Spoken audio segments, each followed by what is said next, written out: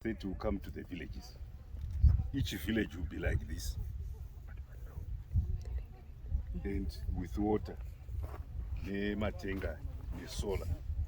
Apa pasati papera vezinwa, pasati papera panoitwa panomwa mombe nembudzi netrafu, poitwa panocherwa mvura the village, poita pokuwacha hembe.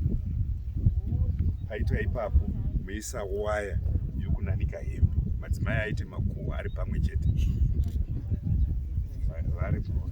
Hakuchina hembe dzana baba muvision 2030 dzinonikwa paruzhowa, dzinonikwa pawaya. Madzimai acho hapana weMugovera. Pane paida vanhu kuZvishavane, vanhu vekuZvishavane vachitanga basa na7. Imimiwo munenge matanga basa renyu kuno na7. Vanhu vezvino vachifona kuti chimbomira kuti kundifonera ndakupinda mubasa.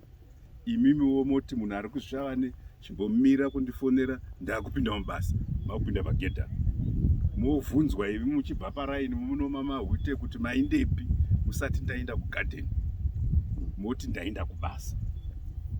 Nokuda kuti pamunongopinda apo veAFC vachauya vachikunyorai munhu mumwe achipuwa bank card zvokuti mukaita fanika hope dzangu ini dzokuti ndinomboti kuma1 AM munomusi wa31 March unotonzwa fanika gore riri kutinhira, izvo imari iri kupinda mukati munenge makashanda. Saka mazuva munenge mashanda muno anenge akubhadharwa. Ndozvasiyana gadheni inoyi neyomubatanidzwa. Inoyi yabusiness. President vanokupai matengi nechibhorani nezvese izvi nefence zvonyorwa muzita renyu kuti Mahwite business village business unit. Musha wega wega wotumidzira munhu kukambani iyoyo muyonyorwa pasi nemazita nezvitupa kuti yava kambani yenyu. Mazviona?